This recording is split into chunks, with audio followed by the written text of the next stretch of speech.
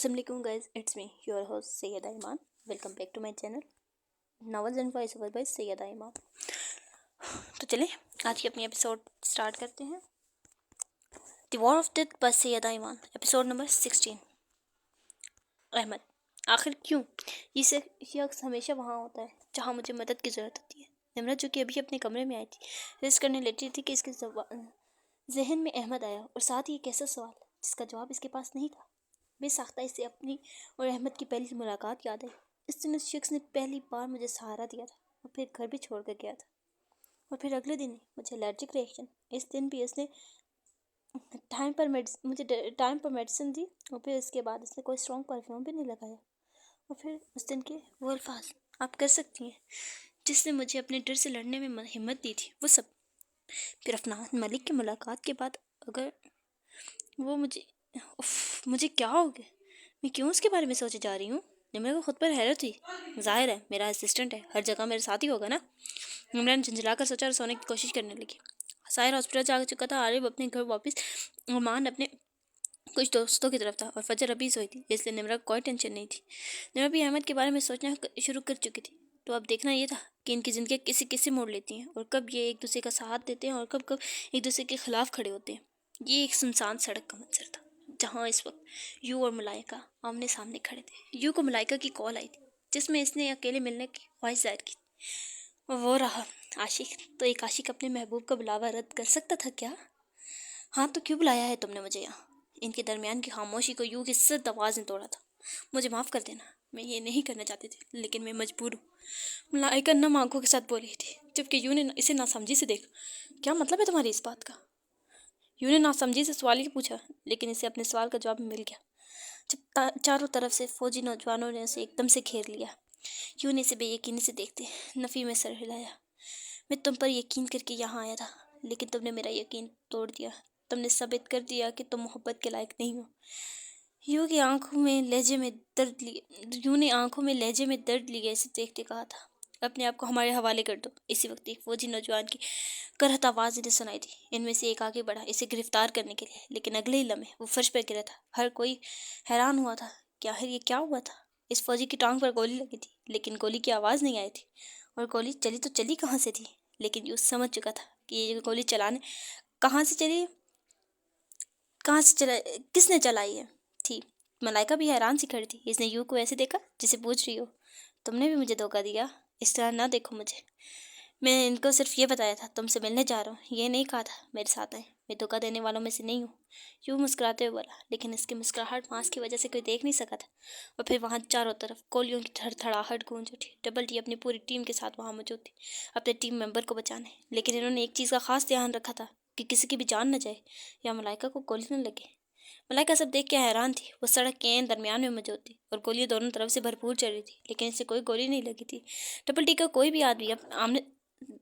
कोई भी आदमी सामने नहीं था. वो सब सड़क के साइड पर लगे दरख्तों की ओर में मौजूद थे, और अगर कहते थे वो हवा है, इन्हें कोई पकड़ नहीं सकता, तो बिल्कुल सही कहते थे. वो वाकई हवा की तरह थी. इन्हें पकड़ना मुश्किल ही नहीं, नामुमकिन था. वो लोग चाहते तो यू को अकेला छोड़ सकते थे, वो इसे फौज के हवाले कर सकते थे, लेकिन वो कभी एक दूसरे का साथ नहीं छोड़ते थे. और फिर वो वहाँ से यू को निकाल लाए थे, और बाकी सारी टीम तो अपने अपने रास्ते होगी, लेकिन यू और डबल डी एक ही फ्लाइट पर पहुँचे. एसपी पहले से वहाँ मौजूद था. क्या हुआ, अब तुम ठीक हो, सब ठीक है ना? इनके फ्लैट में दाखिल होते ही ए ने बेचैन से पूछा. जी हाँ, सब ठीक है, हम वक्त पर पहुंच गए थे. डबल डी ने कहते तब सोफे पर बैठी तो यू भी रिलैक्स होकर बैठा. आप लोगों को आर्मी के हमले का कैसे पता चला? यू ने आगे होते इन सबसे पूछा. तुमने जैसे ही हमें बताया कि मलाइका तुम्हें मिलने बुलाया, वो भी रात में, ऊपर से अकेले. शक तो मुझे उसी वक्त हो गया था, इसलिए मैंने ऐसे कहकर इसकी कॉल डिटेल्स निकलवाई जिसमें हमें इस हमले का पता चला.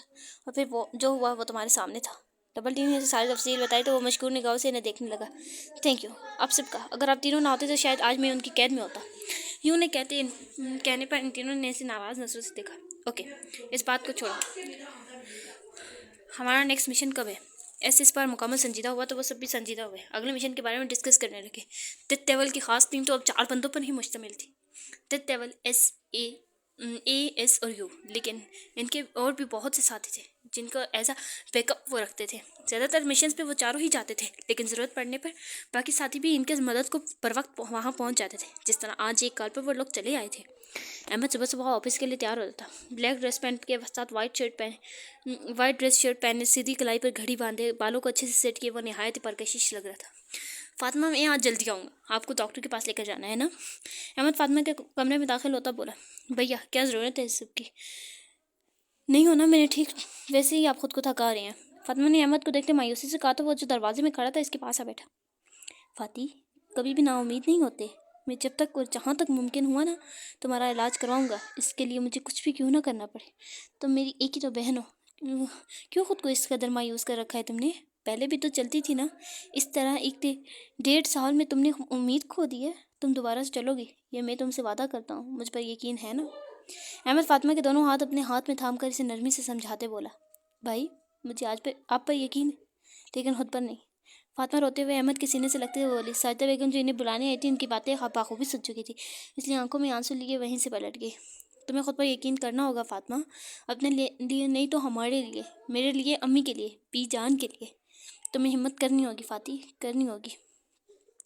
अहमद इसके इर्द गिर्द बाजू का हिसार बनाते इसके सिर पर लड़ रखते प्यार से बोला, अच्छा चलो जल्दी से अपने आंसू साफ करो और बाहर चलते हैं। और फिर इसके आंसू अपने हाथ से साफ करते इसे व्हील चेयर पर बैठने में मदद देते बाहर लाया। चलो तुम बैठो, मैं ज़रा बीजान को देख कर आया। फातिमा को डाइनिंग टेबल के पास छोड़ते वो बीजान के कमरे की तरफ गया। जी बीजान, कैसी हैं आप? अहमद बीजान के कमरे में दाखिल होता बोला, मैं ठीक हूँ, तू कैसा है? बीजान इसके सिर पर हाथ फेरते बोली, मैं भी ठीक हूँ। आपने अपनी दवाई ली है? अहमद बीजान की दवाइयाँ उठाते पूछ रहा था। हाँ, नाश्ते से पहले वाली ले ली है, बाकी बाद में लेनी है। बीजान की दवाई पर निशानियाँ लगा कर दी थी अहमद ने, इसलिए इन्हें मालूम था कब कौन सी दवाई लेनी है। अच्छा चले आ जाए, नाश्ता करते हैं। अहमद कहता बीजान को भी बाहर लेकर आया। वो सब नाश्ते की टेबल पर बैठते जब साजिदा बेगम बोली, अहमद फिर क्या सोचा है तूने शादी के बारे में? मैं बात करूं हाजरा की बेटी से? आज काफ़ी दिनों बाद शादी का जिक्र छड़ा था। अहमद ने इन्हें कोफत से देखते आंखें घुमाई और बेनियाजी से नाश्ते में मसरूफ़ हो गया।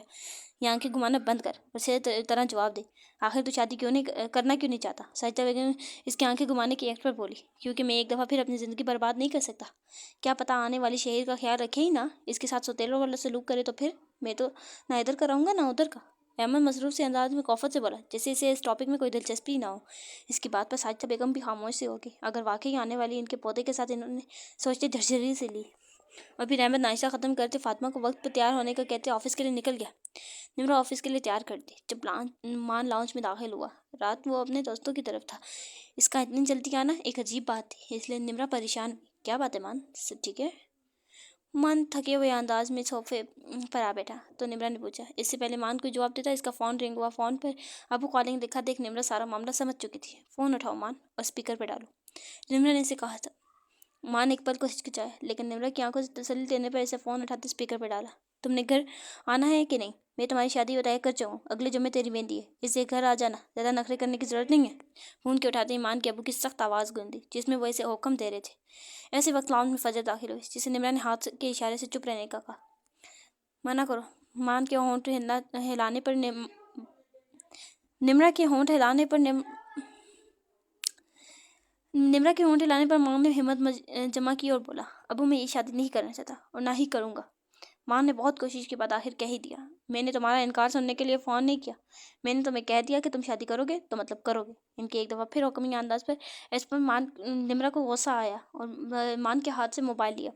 अंकल आप होते कौन है मान पर अपना फैसला थोपने वाले? पहले है कि आपने कम इसकी ज़िंदगी बर्बाद की है, जो एक दफ़ा फिर आपसे आप इसकी ज़िंदगी बर्बाद करने जा रहे हैं। आप इसके बाप हैं, इसलिए वो आपकी इज़्ज़त करता है, लेकिन इसका ये मतलब हरगिज़ नहीं है कि आपका जो दिल चाहे आप वो करते हैं।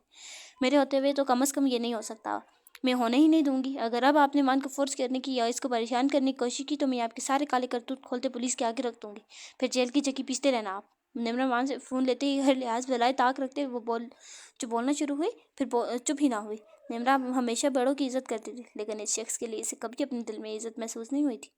तुम होती कौन हो मेरे और मेरे बेटे के दरमियान में बोलने वाली? मेरे बेटे ने ही तुम्हें सिर चढ़ा रखा है। आइंदा हम दोनों के मामले में बोलने की कोशिश मत करना, वरना मुझसे बुरा कोई नहीं होगा। वो भी निम्रा की तरह नहायत ही गुस्से से धमकी देते बोले, आपका बेटा वाकई आपकी ये मोहब्बत इस आपका बेटा वाकई आपकी ये मोहब्बत उस वक्त कहाँ जा सही थी जब आपने अपने बेटे का सौदा किया था? अरे आप तो बाप क्या एक इंसान कहलाने के लायक नहीं है। और ये इन धमकियों से मुझे मत डराना, मैं डरने वालों में से नहीं हूँ, समझे आप? और दोबारा अगर आपने मान को परेशान करने की कोशिश की तो एक वीडियो भेज रही हूँ, देख लीजिएगा। निम्रा इनकी धमकी और मान को बेटा बोलने पर शदीद काबूला होते बोली और साथ ही फ़ोन काट दिया। ऊपर से अपने मोबाइल निकालते एक वीडियो इनके नंबर पर सेंड कर दी। निम्रा, इस वीडियो में क्या है? निम्रा जो फ़ोन दोबारा से पर्स में डालते देख मान ने पूछा। वो अब रिलैक्स था, जानता था इसके बाप अब कुछ नहीं कर सकता, कुछ नहीं, लेकिन अब वो तुम्हें परेशान नहीं करेंगे।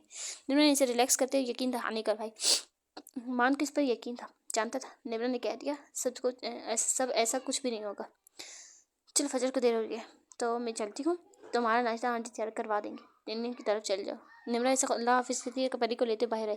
फजर भी इसके पीछे पीछे बाहर निकली। आखिर ये सारा मामला है क्या? फजर ने जैसे उसकी आदतों मजबूर होकर पूछा। जो भी है जो भी है अब हल हो गया है। निम्रा गाड़ी में बैठते बोली, आपने वीडियो भेजी, इसमें ऐसा क्या है? क्या कोई राज है? फजर भी गाड़ी में बैठी तो निम्रा ने गाड़ी स्टार्ट की। फजर के सवाल को सिरे से ही नज़रअंदाज किया। बताएं ना, फजर ने फिर से पूछा। कुछ नहीं था फजर, आपकी जानने की बात होती तो अगर होती तो पहली बार के पूछने पर ही बता देती। निम्रा ज़रा सख्त लहजे में कहा तो फजर मुंह बनाकर रहेगी। क्या मैं आज जल्दी घर जा सकता हूँ? निम्रा अभी ही अपने ऑफिस में आई थी। आज के शेड्यूल डिस्कस करने के बाद अहमद निम्रा से बोला, मैं वजह जान सकती हूँ? निम्रा ने एक आईब्रो उठाते पूछा। मुझे अपनी बहन को डॉक्टर के पास लेकर जाना है। अहमद नजरें झुकाते ही बोला, क्या हुआ? इन्हें सब ठीक है? निम्रा के चाय स्पार्ट, लेकिन लहजा ज़रा फिक्रमंद था। जी सब ठीक है, वो इसकी अपॉइंटमेंट है आज तो। इसकी फिक्रमंद आवाज़ पर अहमद ने इसकी तरफ देखा। तो आप मुझे बता देते और आज ना ही आते। अहमद, निम्रा ने आम से लहजे में कहा तो अहमद हैरान हुआ था। क्या मतलब? मैं अगर ना भी आता तो कोई बात नहीं थी? अहमद ने हैरान होते पूछा। ओहो हाँ, क्योंकि मैं फैमिली की इंपॉर्टेंस जानती हूँ। फैमिली से ज़्यादा कुछ भी इंपॉर्टेंट नहीं होता। निम्रा मुकम्मल संजीदगी से बोलते लैपटॉप पर झुक गई। आप जब चाहें जा सकते हैं, चाहें तो अभी चल जाए। निम्रा ने इसे खुले दिल से इजाज़त दी तो वो हैरान होता उठकर बाहर आ गया। ये इसकी कोई पहली जॉब नहीं थी। वो पहले भी जॉब कर चुका था। वहाँ तो 1 मिनट भी लेट होने पर अच्छा खासा झाड़ दिया जाता, और यहाँ ये आप क्या, उफ, ये क्या क्या थी ये लड़की। वो आज एक दफ़ा फिर इस लड़की की वजह से हैरान रह गया था। अहमद के पास जाते ही निम्रा कुर्सी से टेक लगाते पीछे हो बैठी। इसे एयरपोर्ट पर अहमद की अपने फैमिली के बारे में की बात याद आई। इसकी बहन को क्या हुआ? कोई सीरियस मसला है? क्या मुझे पूछना चाहिए? लेकिन मैं किस हक से पूछूंगी? हो सकता है इसकी कुछ मदद कर सकूं। साहिल भी तो एक डॉक्टर है ना, हो सकता है वो इसकी मदद कर सके। निम्रा मुसलसल इसके बारे में सोचे जा रही थी। इसे खुद नहीं पता था अहमद की परेशानी से इतनी परेशानी क्यों हो रही है। उफ, मुझे क्या, तुम अपने काम से काम रखो, दूसरों को छोड़कर अपने मामलों पर फोकस करो। निम्रा ने खुद को मन में टपटा और फ़ोन उठाते एक नंबर मिलाने लगी। वालेकुम सलाम, मुझे फजर, आरिफ, साहिल, मान की सिक्योरिटी पहले से ज़्यादा टाइट चाहिए।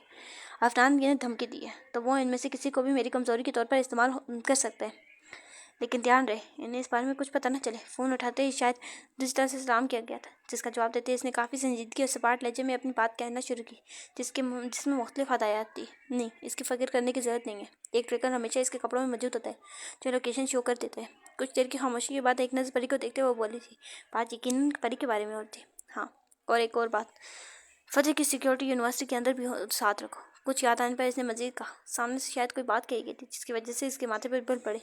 मैं बात करूँगी, इस चीज़ की टेंशन ना लो, तुम बाकी की चीज़ें हैंडल करो। इस बार इसका लहजा सख्त हुआ था। इस वक्त अहमद हाथ में कोई फाइल लिए अंदर दाखिल हुआ। ओके, तुम इन सब चीज़ को देखो, मुझे कोई गलती नहीं चाहिए। बाकी बाद में डिस्कस करती हूँ। उन्हें सख्त लहजे में ऑर्डर देते हुए बाद में कॉल करने का कहते कॉल बन गई। अहमद जो परेशान से दरवाजे में खड़ा था कि बाहर जाइए अंदर आए, निम्रा के इशारा करने पर अंदर दाखिल हुआ। वो इस फाइल पर साइन करने थे। अहमद के बताने पर निम्रा ने सर हिलाया और एक नज़र पेपर्स को देखने के बाद साइन करते फाइल इससे पकड़ाई तो वो भी शुक्रिया कहता बाहर चला गया। जबकि निम्रा की परसोच ने गए तब तक इसका ताक़ुब किया जब तक वो बाहर नहीं निकल गया। मैं एक बंदे की प्रोफाइल भेज रही हूँ, मुझे इस बंदे की मुकम्मल डिटेल चाहिए। इसके घर कौन कौन है, कहाँ आता है, कहाँ जाता है, सब कुछ। निम्रा ने एक नंबर मिलाते अगले के फ़ोन उठाते इस पाठ लहजे में हुक्म देते इसका जवाब सुनने कर कॉल काट दी और फिर अहमद की प्रोफाइल की पिक्चर इसे भेज दी। ऐसे खुद नहीं पता था कि वो क्यों कर रही है, लेकिन वो कर रही थी।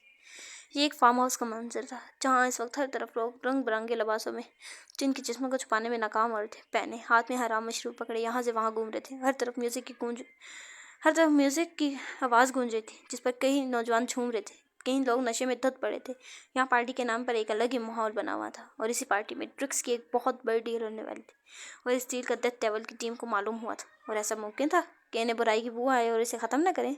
इसीलिए वो लोग भी इस वक्त इस पार्टी में मौजूद थे और सभी वेटर के लिबास में, चेहरों पर मास्क लगाए, यहाँ से वहाँ घूमते, हर एक पर नज़र रखे मशकूक लोगों को एक दूसरे को कान में लगे एयरबड्स के जरिए बता थे। वही साथ ही साथ छोटे छोटे माइक्रोफोन्स लगा रहे थे ताकि हर टेबल में मौजूद लोगों की गुफ्तगू सुनी जा सके। और इस गुफ्तगू को जो बाहर थोड़ी ही दूर गाड़ी में बैठे ये और डबल डी सुन रहे थे, वो अभी अंदर नहीं गए थे। जब तक कि इन्हें अपना टारगेट पता नहीं चलता था तो वो दोनों गाड़ी में ही लैपटॉप सामने रखे कानों पर हेडफोन्स लगाए अंदर होने वाली सारी बातें सुन रहे थे। इनकी डील आज की डील हर सूरत हो जानी चाहिए। हमें वक्त पर ये ड्रग्स आगे भी पहुंचानी है। एक मर्दाना भारी आवाज़ इनके कानों में गूंजी, बाकी के माइक्रोफोन्स ऑफ करो ताकि इनकी बातें क्लियर सुनी जा सके। डबल डी के कहने पर इन्हें तमाम माइक्रोफोन्स ऑफ किए, क्योंकि सिर्फ माइक्रोफोन्स की वजह से बहुत सी आवाज़ें इनके कानों में पड़ी थी, जिसकी वजह से इन्हें सही से समझ नहीं आ रही थी। आप परेशान नहीं हो, आज की डील हो जाएगी, आप बस चिल कर। एक और मर्दाना आवाज़ आई और इसके बाद 2 गिलास टकराने की आवाज़। ये किस टेबल का माइक्रोफोन था? डबल डी के सर सपाट लहजे में पूछा। Table number 7। एक ही बताने की देर थी। डबल डी ने अपनी गन उठाई और इसे लौट किया। ओके, तुम यहीं रुको, कर अपडेट्स दो, मैं अंदर जा रही हूँ। डबल डी के अच्छे चेहरे पर मास्क लगाते गाड़ी से बाहर निकली और फार्म हाउस की तरफ चली गई। इस वक्त वो हमेशा की तरह पूरे ब्लैक कलर में मलबूस रात की तारीख का हिस्सा ही लग रही थी। ब्लैक पैंट के साथ ब्लैक की शर्ट पर, सिर पर ब्लैक कैप, चेहरे पर ब्लैक मास्क, ग्रे आंखें, पाँव भी ब्लैक जोकर्स में मुकी थे। वो धीरे धीरे से चलती फार्म हाउस के करीब आई। सामने ही 2 गार्ड्स खड़े थे। इन्हें बगैर आवाज़ पैदा किए इन्हें बेहोश किया और अंदर आई। म्यूजिक की आवाज़ बाहर तक आ रही थी। लॉन इस वक्त बिल्कुल सुनसान पड़ा था। सर्दियों की आमद थी, जिस वजह से इस वक्त बाहर हल्की हल्की ठंड थी। वो धीरे से चलती लॉन अबूर करते लॉन्च में दाखिल हुई। दाखिल होते ही अपनी गन ऊपर करते एक फायर किया। कोई भी अपनी जगह से ना हिले, वरना इंजाम का जिम्मेदार खुद होगा। डबल टी इस वक्त वाइस रेंजर डिवाइस जो कि इसके मास्क के अंदर इसके चेहरे के पास लगी थी, तो मर्दाना सर्द आवाज़ में बोलती, सब पर सख्त तारी करती। म्यूजिक भी बंद हो चुका था। डबल टी, ये एक ट्रैप है, हमें ट्रैप किया गया है, आप वहाँ से निकले अभी के अभी। इसी पल से अपने कानों में एक ही आवाज़ सुनाई दी, जिसे सुनते वो एक पल को साख्त हुई। ऐसा ये भी इसकी बात सुन चुके थे। चलो देखते हैं क्या कर सकते हैं ये, डबल टी सख्त मुस्कुराती आवाज़ में बोली।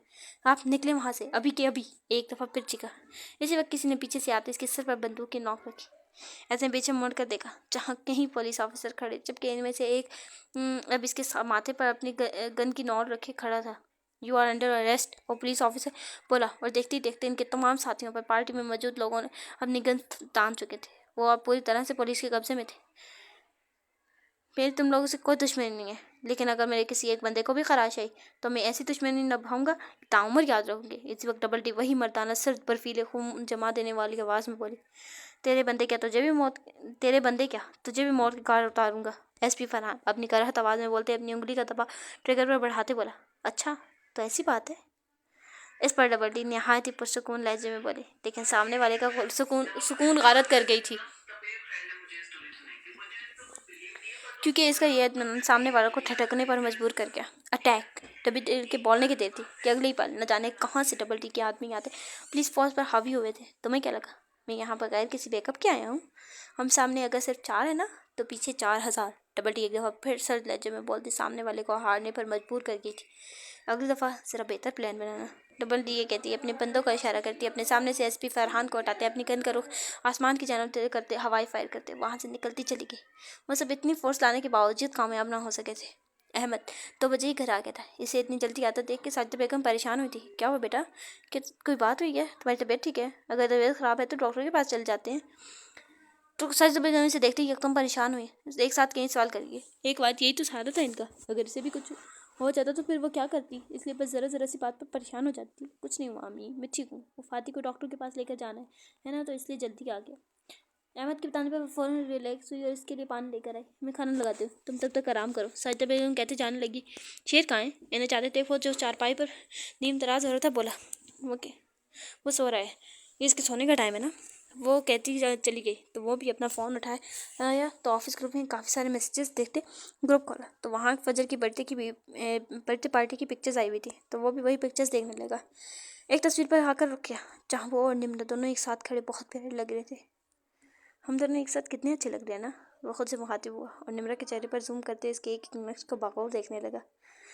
निम्रा या नूर या कौन हो तुम, और क्यों मेरे हवासे पर इतनी छाई हुई हो? क्यों मैं हर वक्त तुम्हारे बारे में सोचता हूँ? आखिर क्यों? किसके बारे में इतना सोचते हैं भाई? कहीं मेरी भाभी तो नहीं? वो जो निम्रा की तस्वीरों को देख रहा था, इससे बातों में मगन था, इसे फातिमा के आने का पता ही ना चला। जब फातिमा की शरारती आवाज़ इसके कानों में पड़ी तो वही एकदम सीधा हो बैठा और मोबाइल ऑफ कर दिया। हाय हमारी ऐसी किस्मत, वो भी मसनूई अफसोस भरे लहजे में बोला तो फातिमा का कहका बुलंद हुआ। भाई यार अच्छा बताए ना, किसकी बात कर रहे थे? मुझे तो बता दे। मेहमद के करीब होते राजदारी से मिन्नत भरे अंदाज में बोले, कोई नहीं, जब कोई हुआ तो पहले तुम्हें ही बताऊंगा, ठीक है? वो इसके बाल बिगाड़ के कहता है इसके मजीद सवाल से बचता कमरे में चला गया। कोई ना कोई बात तो है, मैं भी पता चला कर रहूँगी। फातिमा अहमद की पोस्ट को देखते बड़बड़ाई। निम्रा फजर को यूनि से लेने के बाद घर आई तो दोबारा वापस नहीं गई, क्योंकि आज आरिफ का अपॉइंटमेंट था डॉक्टर के साथ। आज इसके एक्सीडेंट को 15 दिन गुजर चुके थे। अगर रिपोर्ट्स क्लियर आती तो आज इसका प्लास्टर खुल जाना था, वरना मजीद एक हफ्ता वेट करना पड़ता। निम्रा ने आरिफ के साथ जाना था, इसलिए वो इस वक्त घर थी। कुछ ही देर में इसे आरिफ के फ्लैट के लिए निकलना था। बेटे आप परी का ख्याल रखना, मैं जल्दी आ जाऊँगी। वैसे तो साहिर होगा, लेकिन फिर भी अगर देर होती है तो तुम आंटी की तरफ चली जाना, ओके? निम्रा फजर को हदायत कर रही थी। वो परी को साथ नहीं लेकर जा रही थी, लेकिन ये नहीं जानती थी ये सब इसे कितना महंगा पड़ सकता है। ओके अब आप परेशान नहीं हो, मैं देख लूँगी परी को। वैसे आज आरिफ भाई का प्लास्टर खुल जाएगा? वो इसे मुतमईन करने के बाद आरिफ के बारे में पूछ रही थी। अब ये तो डॉक्टर नहीं बताना है, क्योंकि वो जितना अपनी टांग पर वजन डालता है ना, मुझे नहीं लगता अभी इसकी टांग से हुई भी होगी। लेकिन खैर जो भी हुआ अब वहाँ जाकर ही पता चलेगा। निम्रा ने इसे तफसील से जवाब दिया तो फजर ने सर लाया। वो लोग इस वक्त लाउंज में मौजूद थे। 4 बजने में 20 मिनट थे अभी, और निम्रा को अब निकलना था। चलो अब मैं जा रही हूँ, तुम ख्याल रखना। वो कहती उठ के। न जाने क्यों इसका दिल परेशान था। कुछ तो होने वाला था, लेकिन क्या ये नहीं पता था। क्या कौन जान सकता था क्या होने वाला है और क्या नहीं। इसने फजर की गोद में बैठी परी को प्यार किया और अपना पर्स उठाते बाहर आ गई। इसने एक नज़र फिर कर देखा, गाड़ी में बैठ गई और गाड़ी निकालते घर से बाहर ले गई। वो हमेशा की तरह अपने पास मौजूद चाबी से आरिफ के फ्लैट का दरवाज़ा खोलकर अंदर दाखिल हुई थी। इसने गाड़ी में ही आरिफ को मैसेज कर दिया था, वो अच्छे से ओके कर दिया था। वो अंदर दाखिल हुई तो सामने ही आरिफ कैमिल कलर की शर्ट के साथ वाइट पैंट पहने, एक बाल अच्छे से सेट किए, दाएं कलाई में घड़ी पहने व्हील चेयर पर बैठा था। वह मुकम्मल तैयार था। इसी वक्त अंदर से सुफियान निकलता बाहर आया। तैयार हो आरिफ? मेरे ख्याल से हमें निकलना चाहिए, हम ऑलरेडी लेट हैं। मैंने कलाई पर बंधी गोल्डन कलर की घड़ी जिसके टाइल के साथ बहुत खूबसूरत मोती लगे देखकर कहा। वैसे निमर तुम्हें आने की ज़रूरत नहीं थी, मैं चला जाता। आगे साहिर ने भी तो होना था ना। आरिफ ने अपने पास कर निमरा को देखकर कहा, मैंने तुमसे मशवरा नहीं मांगा, इसलिए ये मशवरे अपने पास ही रखो और मुझे ना सिखाओ। निमरा ने उल्टा ऐसे ही डपट दिया। चलो देर हो गया। निमरा ने सुफियान को इशारा करते कहा तो सुफियान ने आगे आते आरिफ के व्हील चेयर थामी और वो लोग फ्लैट से बाहर निकले। निमरा ने दरवाजे को लॉक लगाया और लिफ्ट की जानिब बढ़ गए। ओके लिफ्ट से उतरते वो लोग गाड़ी तक पहुंचे। निमरा ने पहले ही रिमोट से गाड़ी को अनलॉक किया तो सुफियान ने आरिफ की मदद देते इसे अगली सीट पर बिठाया, व्हील चेयर को फोल्ड करके गाड़ी में रखा और खुद पीछे बैठ गया। तब तक निमरा भी ड्राइविंग सीट संभाल चुकी थी। निमरा ने गाड़ी स्टार्ट की और अपनी मंजिल की तरफ रवाना हो गए।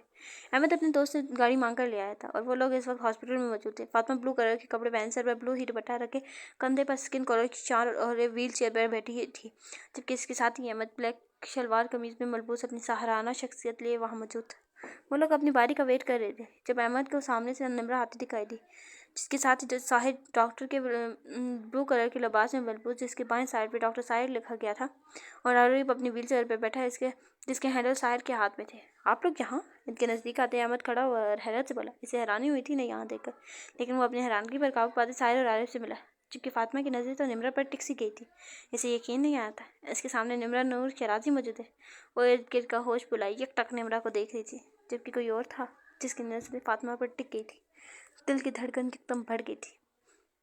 जिस तरह फातिमा होश बुलाई निमरा को देख रही थी, इस तरह कोई और भी था जो दुनिया जहां का होश बुलाई से देख रहा था। आरिफ अपने सामने फातिमा को देखकर पलक झपकना तक भूल गया। वो तो इन सुनहरी आंखों में ही डूब सा रहा था। ये मेरी बहन है फातिमा। इसी वक्त अहमद ने निमरा का तारुफ फातिमा से करवाया। सॉरी यहाँ पे होना चाहिए फातिमा का तारुफ निमरा से करवाया। निमरा इससे पहले मिली तो वो जैसे होश में आई थी, वैसे यकीन हो चला था कि ये ख्वाब नहीं बल्कि हकीकत है। फातिमा आरिफ के रब फड़फड़ाए। फातिमा ओए नज़रों को कंट्रोल में रख, साहिर ने झुकते आरिफ के कान में कहा तो वो जैसे होश में आया था और इर्द गिर्द देखने लगा। चेहरा पल में हफ़्त से सुर्ख हुआ था। ओह तो ये है आपकी प्यारी सी बहन। निमरा ने फातिमा के गाल पे चुटकी काटते कहा, और फातिमा तो ऐसी थी जैसे इससे दुनिया जहाँ की दौलत मिल गई हो। कैसी हैं आप? फातिमा ने शर्माते हुए निमरा से पूछा। जो आरिफ जो इसकी सुनहरी आंखों के शहर से अभी बाहर नहीं आया था, इसकी मीठी आवाज़ इसे मज़ीद इसके शहर में मुब्तला कर गई थी। लेकिन इस बार इसने अपनी नज़रें कंट्रोल में रखी थी, क्योंकि साहिर ने इसका जीना मुश्किल कर देना था। मैं ठीक हूँ, आप कैसी हो? निमरा ने प्यार से इसे जवाब दिया। ये भी इसे बिल्कुल फजर की तरह ही लगी थी, छोटी सी मासूम थी। मैं भी ठीक। फातिमा कंफ्यूज हो रही थी कि वह क्या कहे। इसी वक्त इनका नाम पुकारा गया तो अहमद एक्सक्यूज़ कर था, फातिमा को लेकर चेकअप के लिए चला गया। इसके बाद इनका नंबर था। वह लोग वहाँ बातों में मसरूफ़ थे। कुछ देर बाद साहिर का फ़ोन रिंग हुआ। इसे निकाल कर देखा तो माही पांडा कॉलिंग जगमगाते देख मुस्कुराते कॉल रिसीव की। अपिया कहाँ है? फजर की रोती आवाज़ पर इसके मुस्कुराते लब सिमटे और परेशानी ने एकदम इसके चेहरे को गिरा। क्या हुआ फजर, तुम रो क्यों रही हो? साहिर की परेशान आवाज़ पर निम्रा और आरिफ भी इसकी जाने मतवज्जो हुए। निम्रा का दिल पहले से ही बेचैन था। क्या हुआ है? निम्रा ने परेशान से पूछा। वो परी को लेके फजर रोते हुए बामुश्किल बोल पा रही थी। इसी वक्त फातिमा और अहमद डॉक्टर के रूम से निकले और आरिफ का नाम कॉल किया जाने लगा, लेकिन यहाँ होश कैसे था? कौन परी लोग को ले गया? साहिर ने परेशान से पूछा, जब एकदम से निम्रा ने साहिर से फ़ोन लेते अपने कान से लगाया। क्या हुआ फजर, परी कहाँ है? निम्रा ने आया परेशान से उठते हुए निम्रा को है। एक मिनट, ये मैंने क्या लिखा हुआ है? निम्रा नहायत ही परेशान से उठते फ़ोन कान से लगाते हैं बोली। यहाँ ये हो सकता है, अब ये पता नहीं मैंने क्या लिखा है। निम्रा के जाने के कुछ देर बाद ही घर में कुछ नकाबपोश लोग दाखिल हुए। फजर जो लाउंज में बैठी थी परी के साथ खेल रही थी, नकाबपोश लोगों को दाखिल होता देख डर गई। कौन हो तुम लोग? वो डरते एकदम से उठते बोली। इसने बामुश्किल अपने लहजे पर काबू पाया था। हम तुम्हें कोई नुकसान नहीं पहुंचाएंगे, इस बच्चे को हमारे हवाले कर दो। फजर ने परी को सख्ती से खुद में बीचा। परी इसकी सख्ती पर रोने लगी। इसे तो हमेशा इसकी मामा ने बहुत प्यार से ट्रीट किया था ना। दूर रहो, मेरे नज़दीक नहीं आना। वो पीछे होते लड़खड़ाते लहजे में बोली। खौफ इसके अंग अंग से आया था। इसका पूरा वजूद खौफ से कांप रहा था। ये क्या हो रहा था वो नहीं जानती थी। फिर वो आगे आते इसकी लाख मजम्मत के बावजूद इससे परी को छीन कर ले गए। फजर ने इनके चाहते निम्रा को कॉल्स की, लेकिन निम्रा का फ़ोन नहीं उठा रही थी। तब इसने रोते हुए साहिल का नंबर मिलाया। क्या? निम्रा की आवाज़ लड़खड़ाई। हाथ से मोबाइल छूटते ज़मीन बेस हुआ। इसे बेख्तियार सहारे की ज़रूरत पड़ी। इसे पास दीवार का सहारा लिया। परी इसके लब फड़फड़ाए, आंखों में आंसू जमा होने लगे, हाथ बुरी तरह से कपकपा रहे थे। अभी प्लीज़ पैनिक मत करें। साहिर बेसाख्ता आगे बढ़ा, इस बाजू से थामा और बुरी तरह से पैनिक करके थी। पूरा वजूद कपकपा रहा था, सांस बंद होने लगे। वो सांस लेने की कोशिश कर रही थी, लेकिन सांस नहीं आ रही थी। इसकी हालत देखते आरिफ, साहिर, अहमद, फातिमा सब परेशान हुए थे। साहिर ने जल्दी से अपनी पॉकेट से इनहेलर निकालकर नूर के मुंह से लगाया और उसे सांस लेने में मदद की। एक इनहेलर साहिर और आरिफ के साथ हमेशा रहता था। साहिर, पहले नूर को बिठाओ। अहमद जो कब से खामोश कर रहा था बोला। निम्रा के सांस तो नॉर्मल हुए, लेकिन हाथ अभी भी कपकपा थे। साहिर ने इसे पास पड़े बेंच पर बिठाना चाहा तो निम्रा ने खुद को इससे छुड़ाया और कपकपाते हाथों से अपना मोबाइल निकाला, जहाँ सामने फजर की कॉल शो हो रही थी, जो मोबाइल साइलेंट होने पर इसकी की वजह से इसे सुनाई नहीं दी गई थी। इसे कपकाती उंगलियों के साथ एक नंबर डायल किया। तुम लोगों को मैंने परी की हिफाजत के लिए रखा था। अगर मेरी परी को कुछ भी हुआ तो मैं तुम लोगों को जान से मार दूंगी। ढूंढो इसे मुझे। रात से पहले पहले परी अपने घर चाहिए। निम्रा फ़ोन के पिक होते ही कोशिश चीखी थी और साथ ही कॉल बंद की। सांस अभी भी मुकम्मल तौर पर नॉर्मल नहीं हुआ थी। निम्रा, इसे कुछ नहीं होगा, परेशान नहीं हो। आज भी इसके घुटने पर हाथ रखते बोला। इसे कुछ भी नहीं होगा। लेकिन आखिर कौन इसे किडनैप? बोलते बोलते एकदम इसके जहन में एक ख्याल आया और इस बारे में यह सोचते ही इसकी आंखें जब से लाल हो रही थी। उठी और बाहर की तरफ गई। बाकी सब भी इसके पीछे है। इसने बाहर आते अफनान मलिक का नंबर डायल किया, चूँकि पहली बेल पर ही उठा लिया। क्या जैसे इसी कॉल का इंतज़ार हो। मैं तुम्हारी कॉल का बेसब्री से इंतज़ार कर रहा था। कॉल उठाते ही अफनान की मकरू आवाज़ गूंजी। अगर मेरी बेटी को कुछ भी हुआ तो मैं तुम्हारी जान ले लूँगी। इसे एक खराश भी नहीं आनी चाहिए। निम्रा गुस्से से तकरीबन हलक के बाहर धाड़ी थी। फातिमा के अलावा वो सभी समझ चुके थे कि दूसरी तरफ कौन है। अरे अरे, तुम तो अभी से ही बेकाबू हो रही हो। आराम से बात करो। अभी तक तो तुम्हारी बेटी सही सलामत है, लेकिन अगर तुमने इसी तरह किया तो मैं कुछ नहीं कह सकता। अफनान के आगे से तहम्मुल से भरा जवाब आया, जिसे सुनकर निम्रा को आगी तो लगी। वो तुम्हारी भी बेटी है, तुम्हारा खून तुम्हारे वजूद का हिस्सा है। कुछ तो लिहाज कर लो। इस बार बोलते निम्रा की आंखों से एक गाल पर बहर निकला। अच्छा, इसी वजह से तुमने मुझे डाइवोर्स ली थी ना? अफनान भी इस बार गुस्से से बोला था। अफनान मलिक, इस बार जिंदा नहीं बचोगे। मेरी बेटी को कुछ नहीं होना चाहिए। निम्रा ने शदीद गुस्से के आलम में कहते कॉल कट की। इसके चेहरे और आंखें शदीद गुस्से के बाद सुर्ख हो रही थी। बाकी सब परेशानी से इसे देख रहे थे। मैंने कॉल कट करते जल्दी से अपने मोबाइल से परी की लोकेशन चेक की, लेकिन ये क्या, लोकेशन तो शो ही नहीं हो रही थी। आरिफ, ये देखो, परी की लोकेशन क्यों नहीं शो हो रही? मैंने जल्दी से मोबाइल आरिफ की तरफ बढ़ाते का। इसका मतलब ये हुआ कि किसने परी का ट्रिगर ऑफ कर दिया है। आरिफ ने फ़ोन को देखते परेशान से कहा, उफ, अब क्या होगा? परी को कैसे ढूंढेंगे? साहिर भी परेशान हुआ। मेरे ख्याल से पहले हमें पहले पुलिस को इन्फॉर्म करना चाहिए, ताकि जल्द से जल्द परी को ढूंढ सकें। इस बार अहमद बोला। निम्रा को परेशान देखकर वो परेशान हुआ था। मैं पापा को इन्फॉर्म करता हूँ। साहिर कहते पॉकेट से मोबाइल निकालते अब एक साइड पर हुआ। मैं परी को ढूंढने चाहूँगी। निम्रा ने इन सब की तरफ देखते कहा, मैं भी आपके साथ चलता हूँ। अहमद के बोलने पर निम्रा ने फातिमा की तरफ देखा, जो इस समय खामोश बैठी परेशान से सब देख ली। मैं परी की लोकेशन ट्रेस करने की कोशिश करता हूँ घर चलकर, तो इनको भी साथ ले चलता हूँ। आरिफ फजर के सिलसिले का मतलब समझ चुका था, इसलिए निम्रा को देखते बोला, ओके, तुम सुफियान को बुला लो। निम्रा कहते अपनी गाड़ी की तरफ बढ़ी। अहमद भी इसके पीछे था। साहिर भी अपनी गाड़ी की तरफ। हम परी को कहाँ ढूंढेंगे? निम्रा की गाड़ी हॉस्पिटल से निकालते अहमद ने इसकी तरफ देखते पूछा। मुझे इस वक्त कुछ भी नहीं पता कि मैंने क्या करना है। निम्रा की आंखें में बार बार आंसू आ रहे थे, जिन्हें वो मुश्किल पीछे धकेलने की कोशिश करती थी। स्टीयरिंग व्हील पर हाथों की गिरफ्त लम्हा मजबूत होती जा रही थी। हाथों में अभी भी कपकपाहट थी। चेहरे का रंग तो ऐसा था जैसे सारा खून निचोड़ लिया गया हो। निम्रा ने बेमकसद गाड़ी सड़कों पर दौड़ाते इस आसपास देख रही थी, कहीं से इसकी परी दिख जाए। निम्रा का फोन रिंग हुआ। अफनान मलिक कॉलिंग देख के इसने फ़ौरन उठाया और मोबाइल स्टैंड में लगे होने की वजह से इसने फ़ोन स्पीकर पर किया। क्या हुआ निम्रा नूर शहराजी? पहले तो बड़ी बड़ी बातें कर रही थी तुम तो, 2 दिन भी अपनी बेटी की हिफाजत नहीं कर सकी। अफनान की मुस्कुराती आवाज़ ने निम्रा का जिसे सब तस्माया था। मैं अपनी बेटी को तो ढूंढ लूँगी, लेकिन याद रखना, अगर मेरी बेटी को कुछ भी हुआ ना, तो मैं तुम्हारी जान निकालने में लम्हा नहीं लगाऊंगी। निम्रा ने इसे नहायत इज्जत से जवाब दिया था। ओह, मैं तो डर गया, तुम तो मुझे मार डालोगी, अब मेरा क्या होगा? वो मसनूई डरने की एक्टिंग करते बोला। इसे अपनी बेटी की लोकेशन ट्रेस करने की कोशिश तो की होगी ना, लेकिन अफसोस, तुम्हें कुछ हासिल नहीं होगा। अफनान मलिक की आवाज़ में मसनूई अफसोस लाते बोला। निम्रा ने इसकी बात सुनते जब इसे आंखें मीची और गाड़ी की स्पीड एकदम तेज़ हुई। इसने रेस पर दबाव बढ़ाना शुरू कर दिया। नूर आराम से, इसकी आवाज़ स्पीडिंग देखकर अहमद ने इसे कहा तो निम्रा ने अपनी लाल सुर्ख आंखों से इसकी तरफ देखा। बेख्तियार इसे इनके इस आंखों से खौफ आया था। इसकी आंखें ऐसी थी गोया सभी अभी खून निकल आएगा। अफनान मलिक, तुम्हें मेरे लिए अफसोस करने की ज़रूरत नहीं है, तुम बस अपना इंतज़ाम करो। निम्रा ने साथ लहजे में कहते कॉल कट करते इसने आरिफ का नंबर मिला, जिसकी कॉल दरमियान में आ रही थी। इन्हें इसी तरह सड़कों पर घूमते 1 घंटा हो गया था। हाँ बोलो आरिफ, इसकी कॉल उठाते निम्रा जल्दी से बोली। निम्रा, फजर हमसे नहीं समझ रही, प्लीज़ तुम पहले इसे आकर देख लो। आरिफ के बताने पर निम्रा को एकदम फजर का ख्याल है और खुद पर गुस्सा भी। वो कैसे भूल गई थी कि फजर कितनी सेंसिटिव है। ओके, मैं आ रही हूँ, निम्रा ने कहते कॉल कट के और गाड़ी घर की तरफ मोड़ी। पुलिस को कॉल करें, कोई प्रोग्रेस हुई? निम्रा ने अहमद की तरफ देखते कहा तो अहमद ने जल्दी से मोबाइल निकालते पुलिस को कॉल की। बल्कि कोई खबर मिली? सामने वाले को फ़ोन उठाते वो बोला। रुका, सामने वाले की बात सुनी। ओके, जैसे ही कुछ मालूम हो तो हमें इन्फॉर्म कर देना। अहमद ने कहते कॉल करके।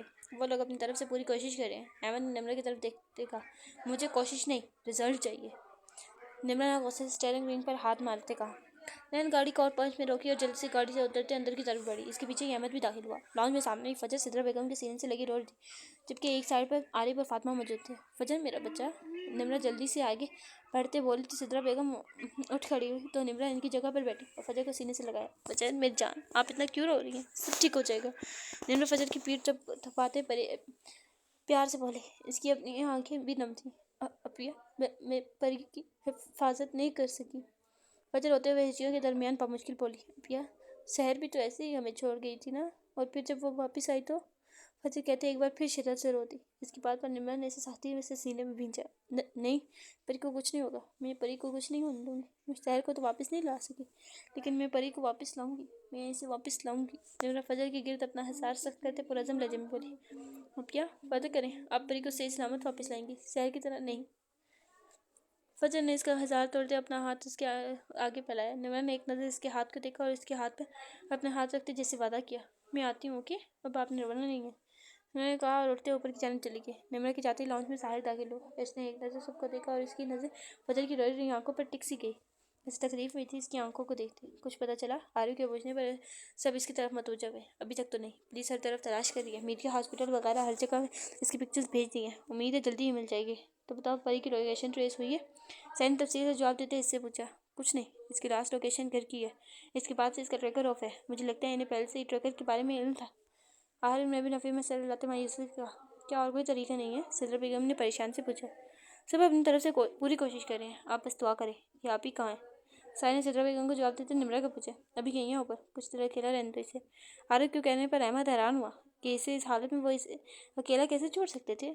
आई नो मेरा यहाँ बोलना सही नहीं है, लेकिन मेरे ख्याल से इस वक्त नूर को तुम सबकी ज़रूरत है, किसी के सहारे की ज़रूरत है। अहमद इन सब की तरफ देखते बोला तो इन सब ने इसे ऐसे देखा जैसे इसने कोई अजीब बात कही हो। वो कुछ अकेली रहेंगी तो ठीक हो जाएंगी, वो हमेशा ऐसे ही करती हैं।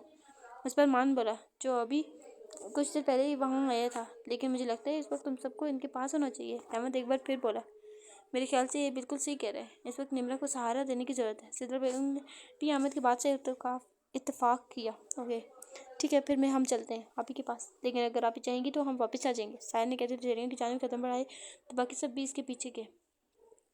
निम्रा ने कमरे में आते धीरे से कमरे का दरवाज़ा बंद किया और थोड़ा आगे आई, लेकिन इसमें मजीद चलने की हिम्मत न बची तो वहीं घुटनों के बल बैठती चली गई। आंखों से आंसू बहते से कालों पर के साथ इसका हिजाब भी बगौर थे। आज इसने अपने आंसुओं पर बंद बांधने की कोशिश नहीं की थी। भाई बैठी रो रही थी जब इसे अपने पीछे चंद कदमों की चाप सुनाई थी, लेकिन हैरान कन बात यह थी कि आज इसने अपने आंसू छुपाए नहीं थे। तुम लोग हमेशा कहते हो ना थे ना, आप कभी नहीं हारती, निम्रा हमेशा जीत जाती है, आप कभी हार नहीं सकती। निम्रा जान चुकी थी कौन आया होगा। इसलिए वो बोलना शुरू हुई और आरिफ, साहिर और मान के हमेशा बोले जाते वाला जुमला दोहरा गई। इसकी आंखों से अभी भी मुसलसल आंसू बह रहे थे। देखो, आज मैं हार गई। आज तुम लोग की आपी, तुम लोग की बहन, तुम लोग की दोस्त हार गई, हार गई। आज एक दफ़ा फिर मैं। तुम लोग जानते हो, मैं जब पहली दफ़ा हारी थी तो मैंने अपनी शहर को खो दिया था। तब भी मैं इसकी हिफाजत करने में हार गई थी। और देखो, आज एक बार फिर मैं हार गई। निम्रा रोते हुए मुसलसल बोल जाती। इन सब की तरफ निम्रा की कमर थी, लेकिन वो जानते थे निम्रा रो रही है। साहिर ने आगे बढ़ना चाहा, लेकिन आरिफ और मान दोनों ने यहीं से रोक दिया। वो चाहते थे निम्रा अपने दिल की भड़ास निकाल ले, जबकि साहिर ने बेबसी से इनकी जाने देखा, क्योंकि ऐसे निम्रा का रोना नहीं देखा जा रहा था। बाबा चले गए, मामा भी दूर हो गई, लेकिन मैंने जीना सीख लिया, क्योंकि मेरे पास फजर शहर थी। फिर शहर भी मेरी एक गलती की वजह से चली गई। एक मिनट, बाबा चले गए, मामा भी दूर हो गई, लेकिन मैंने जीना सीख लिया, क्योंकि मेरे पास फजर शहर थी। फिर शहर भी मेरी एक गलती की वजह से हमसे दूर चली गई, लेकिन मैंने खुद को संभाल लिया, क्योंकि फजर थी मेरे पास। लेकिन अब अगर परी को कुछ हो गया तो मैं नहीं जी पाऊंगी, नहीं जी पाऊंगी, मर जाऊंगी, मैं भी मर जाऊंगी।